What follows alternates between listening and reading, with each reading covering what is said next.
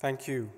Thank you for having me here to the India Foundation. Distinguished guests, fellow speakers, delegates and friends, it's a real privilege to address this audience on the very difficult issue of leadership for the 25th century. I'm a visual person, so if you will bear with me, I have accompanying slides just to anchor the few comments that I want to share with you. What I thought I would do, actually it builds on a number of points that have been made by fellow speakers. And as the last speaker, I hope that in my own way I'm able to pick up some of the various threads that have been presented to you. What I thought I'd do is to frame the question of leadership not in a very abstract platform of the 21st century, but rather frame it in the context of the specific challenge that we are facing today, which is the creation of a new India. There is a narrative in the current government about creating this new India. There is the ambition to do so within a short time span.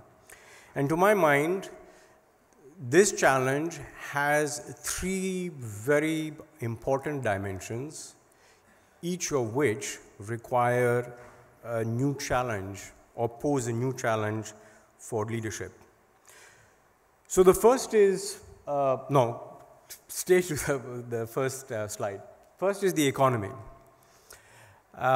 We did have reforms in 1991 that took India faster towards closer to a market-based economy.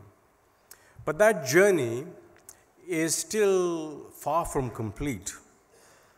And for a lot of us who are in business, this whole discussion and debate about the ease of doing business, the challenges of reinvigorating the animal spirits that drive private enterprise and investment in the country, that still remains very much alive.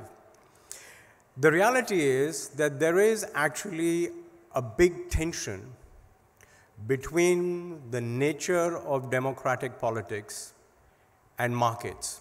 And this is quite contrary to the narrative that came out of the Washington Consensus in the 1990s. Some of you will remember Francis Fukuyama's essay, The End of History, where he was arguing that it's a dialectic, it's inevitable that all societies will move towards a market-based economy and a democratically elected government as a way of organizing themselves.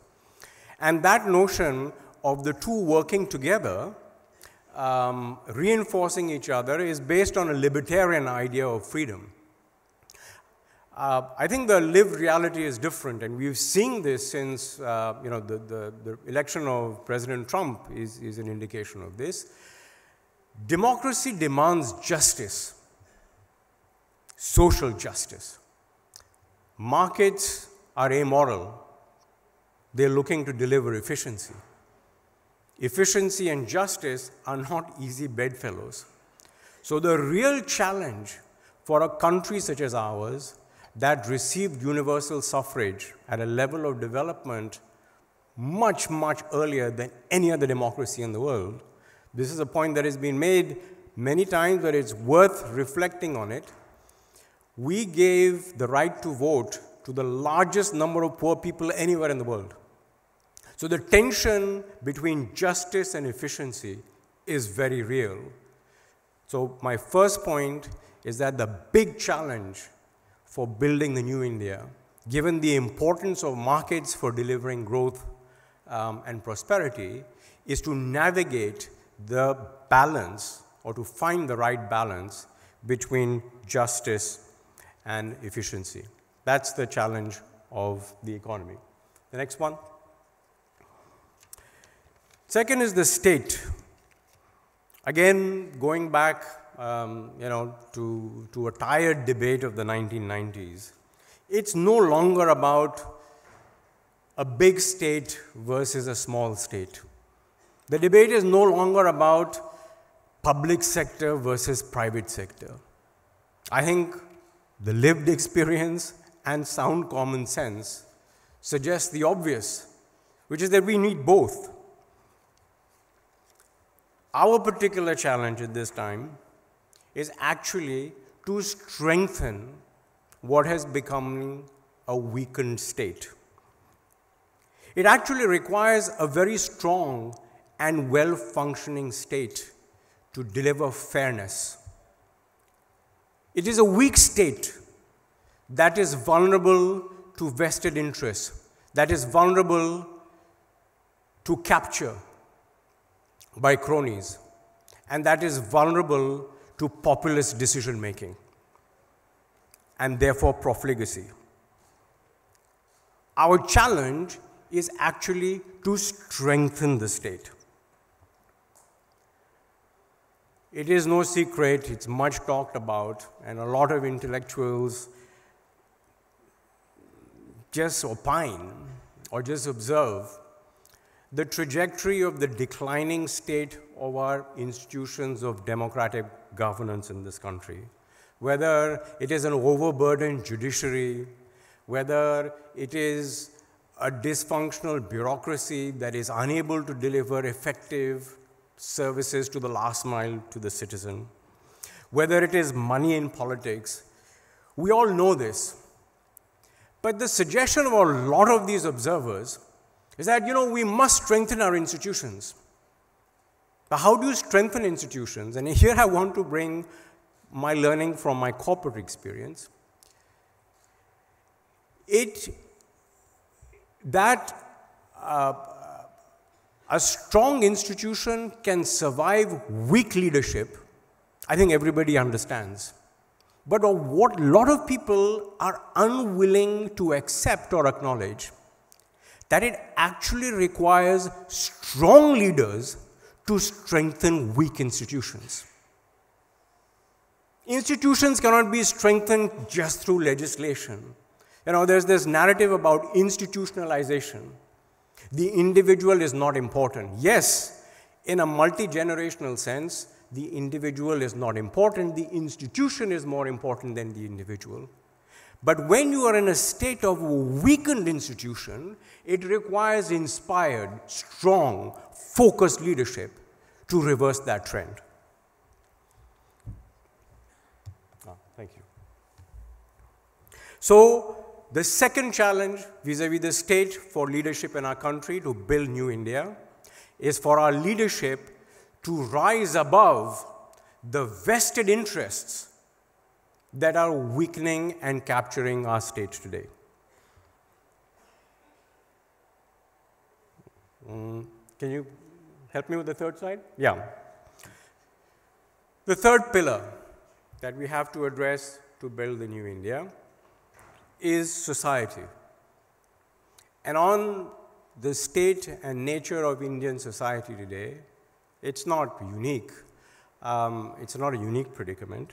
But my observation is that there is necessarily, inevitably, a growing tension. This is actually what Swapanda was talking about a few minutes ago, about tradition in a modernizing society.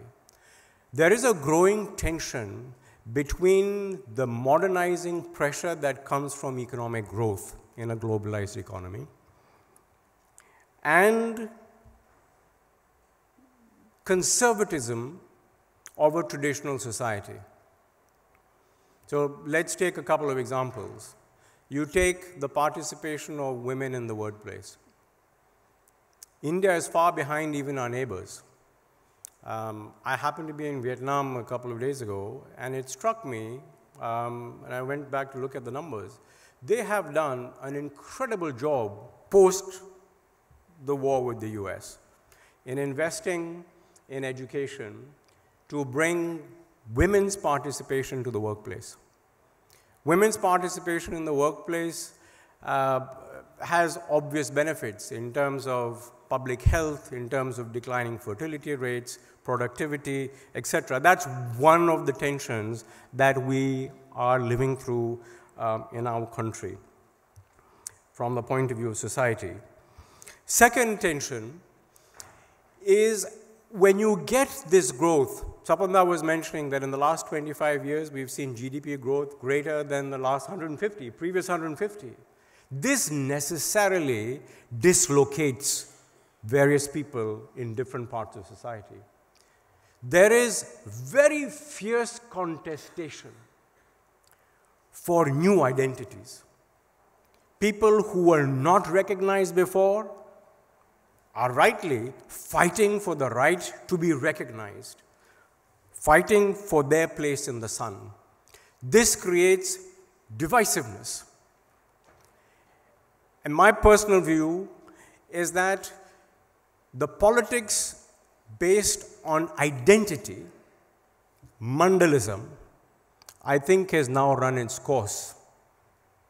It helped provide social mobility to a number of caste constituents in the country. But now we cannot continue with the task of nation building without revisiting the idea of national identity. So it seems to me that the third and most important challenge for leadership is to rise above the current fractious contests with respect to identity and help forge a new national identity for the new India. Last slide. So if you pull all these strands together,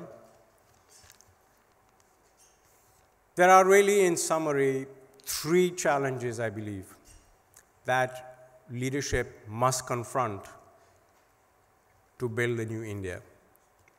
First, on the economy, rise above the pressure of democratic politics to come up or decide on the basis of the lowest common denominator, which is populism. So rise above the pressures of populism. Second, to build a stronger state, rise above the pressures of vested interests, not be captured by them. And third, from the point of view of building a new society for a new India, rise above the pressures of fractiousness and divisive identities. The burden for the new elite of this country, in a nutshell, is to rise above leadership to take on the challenge of statesmanship. The leaders of tomorrow, or the leaders of today, must be statesmen. So the transition from leadership to statesmanship is the need of the hour. That's all I had to say. Thank you.